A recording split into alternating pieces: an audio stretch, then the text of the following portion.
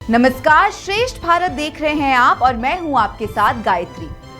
मुख्यमंत्री पुष्कर सिंह धामी शनिवार को उत्तराखंड राज्य आंदोलन के दौरान हुए मसूरी गोलीकांड की 29वीं बरसी पर शहीदों के स्मारक पर फूल चढ़ाकर उन्हें श्रद्धांजलि देने पहुंचे। मुख्यमंत्री ने शहीदों के परिवारों को शॉल देकर सम्मानित किया। श्रद्धांजलि सभा के दौरान पुष्कर सिंह धामी ने कहा कि उत्तराखंड राज्य निर्माण के लिए मसूरी गोलीकांड में बेलमती चौहान, हंसा धनई, बलवीर सिंह नेगी, धनपत सिंह, मदन मोहन ममगई, राय सिंह बंगारी ने अपने प्राणों की आहुति दी थी। आंदोलनकारियों के बलिदान की वजह से ही हमें नया उत्तराखंड राज्य मिला। उन्होंने कहा कि उत्तराखंड राज्य के आंदोलनकारियों ने जिस उद्देश्य से अलग राज्य की मांग की थी, उसके अनुरूप ही राज्य को आगे बढ़ाया जाएगा। जन समस्याओं को तेजी से निपटाने के लिए हर स्तर पर अधिकारियों की जिम्मेदारी तय की गई है। विकास सहित तमाम कार्यों के लिए प्रक्रियाओं को आसान बनाया जा रहा है। मुख्यमंत्री ने कहा कि पलायन रोकने के लिए उत्तराखंड में पहाड़ों में छोटे उद्योग स्थापित कर पहाड़ के उत्पादों को बेहतर बाजार दिलाने के लिए सरकार लगातार काम कर रही है। ये आज के दिन हम सभी उत्तराखंड वासियों को ये संकल्प लेना है कि हम उत्तराखंड के जो शहीद हैं, उत्तराखंड के जो आंदोलनकारी हैं, उनके सपनों के अनुरूप, उनके आशाओं के अनुरूप उत्तराखंड राज्य के निर्माण में अपना योगदान देंगे। और श्रद्धेय अटल बिहारी वाजपेयी जी का भी मैं स्मरण करना चाहता हूं कि वो उनके प्रधानमंत्रित्व काल में ही उत्तराखंड राज्य हमको प्राप्त हुआ था। उनको भी मैं अपनी श्रद्धांजलि देता हूं, उनका नमन करता हूं। धामी के मुताबिक उनकी सरकार उत्तराखंड आंदोलन से जुड़े लोगों को हर महीने 3100 रुपए पेंशन दे रही है। इन आंदोलनकारियों की मौत के बाद उनके आश्रितों को भी 3100 रुपए प्रति माह पेंशन दी जा रही है। उद्योगों में नौकरी के लिए भी राज्य आंदोलनकारियों को प्राथमिकता के लिए समुचित व्यवस्था की जा रही है। राजकीय अस्पतालों की तरह मेडिकल कॉलेजों में भी राज्य आंदोलनकारियों का निःशुल्क इलाज किया जा रहा है। मुख्यमंत्री के मुताबिक राज्य के विकास के लिए उत्तराखंड की सरकार मोदी सरकार के सहयोग से लगातार काम कर रही है, ताकि शहीदों के सपनों को साकार किया जा सके।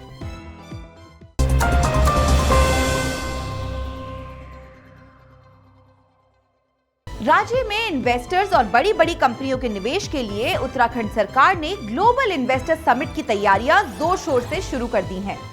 दिसंबर में देहरादून में होने वाली समिट के लिए मुख्यमंत्री पुष्कर सिंह धामी ने समिट के लिए लोगो और वेबसाइट लॉन्च कर दिया है। देहरादून के होटल हयात में शनिवार को मुख्यमंत्री पुष्कर सिंह धामी ने उत्तराखंड ग्लोबल इन्वेस्टर समिट के लोगो और वेबसाइट जारी किया है। इस मौके पर मुख्यमंत्री ने कहा कि समिट के लिए अभी तक 16,000 करोड़ रुपए की ग्राउंडिंग हो चुकी है। देश के तमाम उद्योगपतियों से सरकार की बातचीत चल रही है। सरकार ने ऐसे नियमों और कानूनों को भी हटाया है जिसके कारण राज्य में उद्योगों को स्थापित करने में दिक्कत आ रही थी। धामी ने कहा कि राज्य में कानून व्यवस्था की स्थिति, माहौल और पर्यावरण निवेश के अनुकूल है। सरकार की कोशिश है कि समिट के माध्यम से वे उत्तराखंड में बड़ा निवेश लेकर आएं, ताकि न सिर्फ राज्य की अर्थव्यवस्था सुधरे और विकास हो, बल्कि यहाँ के युवाओं को नौकरी की अपार संभावनाएं भी पैदा हों। आपको बता दें कि दिसंबर महीने में होने वाली इस समिट से राज्य सरकार ने 2.5 लाख करोड़ का निवेश लक्ष्य रखा है। बहुत सारे जो ऐसे कानून थे, नियम थे, जिनके कारण से उद्योगों में कुछ रुकावटें आ रही थी या समस्या पैदा होती थी, उन सभी को भी हमने हटाया है, उन सबको समाप्त किया है। और जो नए प्रावधान हैं, नए नीति हम लेकर आए हैं।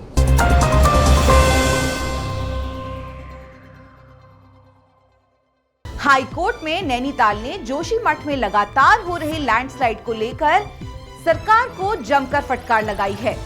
कोर्ट ने इस मामले में राज्य के मुख्य सचिव को व्यक्तिगत रूप से कोर्ट में पेश होने का आदेश दिया है। सुनवाई के दौरान हाई कोर्ट ने कड़ी टिप्पणी करते हुए ये भी कहा कि राज्य सरकार ने जोशीमठ के लोगों की समस्या को नजरअंदाज किया है। किसी भी समय जोशीमठ का यह इलाका तबाह हो सकता है। नैनीताल हाई कोर्ट ने जोशीमठ में लगातार हो रही लैंडस्लाइड के मामले में मुख्य सचिव को व्यक्तिगत रूप से कोर्ट में पेश होने के आदेश दिए हैं। मुख्य न्यायाधीश विपिन सांघी और न्यायाधीश आलोक कुमार वर्मा की बेंच ने सुनवाई के दौरान कहा कि कोर्ट के पहले के आदेश को सरकार ने नजरअंदाज किया है और उसे गंभीरता से नहीं लिया गया।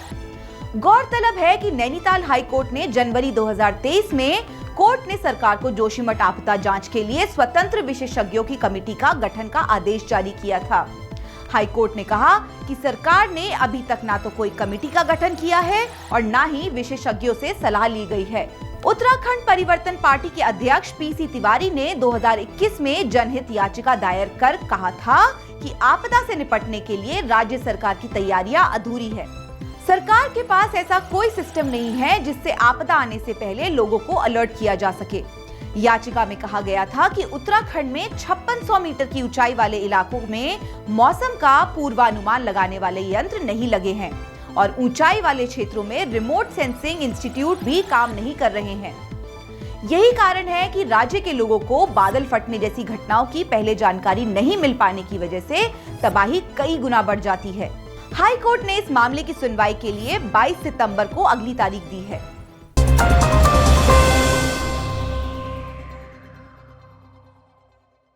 उत्तराखंड के लोगों को रेल मंत्रालय जल्द ही बड़ा तोहफा देने वाला है। देहरादून से लखनऊ और कोटद्वार से दिल्ली के बीच जल्द ही वंदे भारत ट्रेन चला सकता है।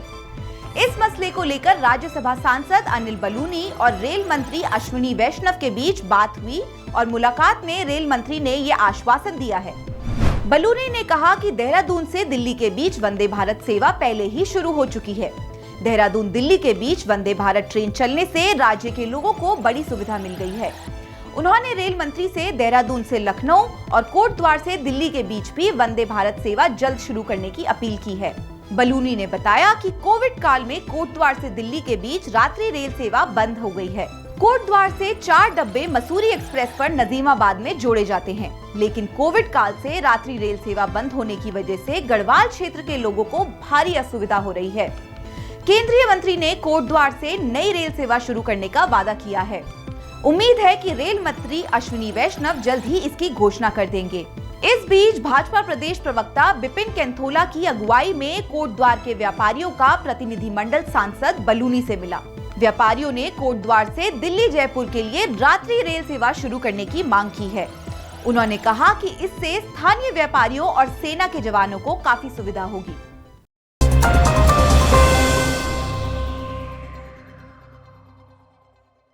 उत्तराखंड के चंपावत इलाके में नरभक्षी गुलदार की वजह से पूरे इलाके के लोग आतंकित हैं। गुलदार का खौफ इतना है कि लोग घर से निकलने से भी कतराने लगे हैं। गुलदार को पकड़ने के लिए वन विभाग ने अब इलाके में पिंजरे और ट्रैकिंग कैमरे लगवाए हैं। टनकपुर चंपावत राष्ट्रीय राजमार्ग पर इन दिनों गुलदार ने आतंक मचाया हुआ है। नेशनल हाईवे से गुजरने वाले लोगों पर नरभक्षी गुलदार अचानक हमला कर देता है। गुलदार का यह आतंक पिछले कुछ महीनों से जारी है। अब तक वहां कई लोगों पर हमले कर उन्हें घायल कर चुका है ये गुलदार। नेशनल हाईवे पर 8वीं मील के पास गुलदार के हमले को देखते हुए चंपावत के वन विभाग ने उसे पकड़ने के लिए पिंजरे और ट्रैकिंग कैमरे लगवाने शुरू कर दिए हैं। वन विभाग ने लोगों से अपील की है कि 8वीं मील के पास वे अकेले ना जाएं। वन विभाग ने इस इलाके में 2 गश्त टीमें भी लगाई हैं।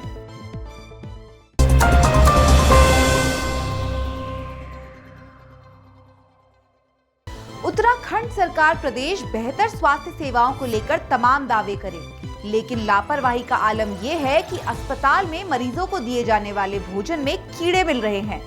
जी हां, रुड़की के सिविल अस्पताल में ऐसा ही एक मामला सामने आया है। अस्पताल के खाने में कीड़े निकलने की वजह से मरीज और उनके परिवारों ने जमकर हंगामा काटा। रुड़की के सिविल अस्पताल के महिला वार्ड कैंटीन के भोजन में कीड़े मिलने के बाद शनिवार को हंगामा खड़ा हो गया। अस्पताल के महिला वार्ड में दाखिल एक महिला को जब अस्पताल की ओर से कैंटीन का बना खाना दिया गया तो उसमें से कीड़े मिलने लगे। भोजन में कीड़े देख मरीज के परिजनों का गुस्सा 7वें आसमान पर पहुंच गया। दरअसल रुड़की के सबसे बड़े सिविल अस्पताल का महिला वार्ड है ये।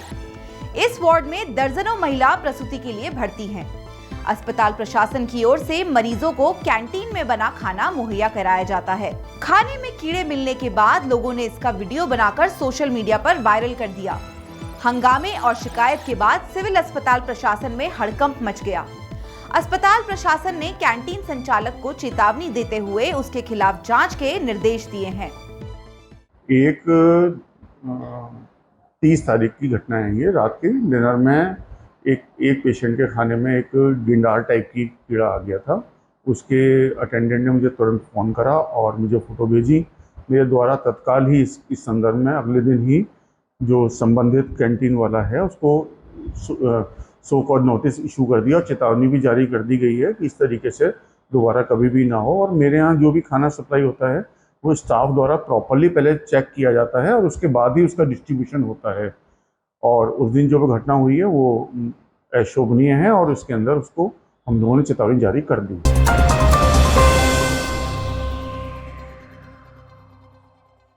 सुपरहिट फिल्म पुष्पा स्टाइल में चोरों ने पौड़ी गढ़वाल के एडिशनल एसपी के घर से ही चंदन के पेड़ काटकर रफू चक्कर हो गए। इस घटना के सामने आने के बाद पुलिस महकमा नजरें छुपाता फिर रहा है। आम लोगों की तो बात छोड़िए, उत्तराखंड में चोर पुलिस वालों को भी नहीं छोड़ रहे हैं। ताजा मामला पौड़ी गढ़वाल का है। यहाँ एक चौंकाने वाली घटना हुई है। पौड़ी जिले में श्रीनगर के एडिशनल एसपी के घर पर चोरों ने पुष्पा फिल्म स्टाइल में रात के अंधेरे में धावा बोला। चोरों ने घर में घुसकर बड़े बड़े चंदन के पेड़ों पर आरी चलाकर पहले उसे काटा और फिर चंदन की लकड़ी लेकर आसानी से रफू चक्कर भी हो गए। चोर एडिशनल एसपी के घर ऐसी जगह से घुसे जहां सीसीटीवी कैमरा नहीं लगा था। घटना के बाद पुलिस ने अज्ञात लोगों के खिलाफ मुकदमा दर्ज कर दिया है और जांच भी शुरू कर दी है। जानकारी के मुताबिक श्रीनगर मेडिकल कॉलेज के पास एडिशनल एसपी प्रकाश चंद्र आर्य का घर है। आज की खबरों में बस इतना ही। उत्तराखंड की और खबरें जानने के लिए देखते रहिए श्रेष्ठ भारत। जय हिंद। श्रेष्ठ भारत पर खबरों से जुड़े रहने के लिए चैनल को सब्सक्राइब करें, बेल आइकन दबाएं और देखते रहें श्रेष्ठ भारत।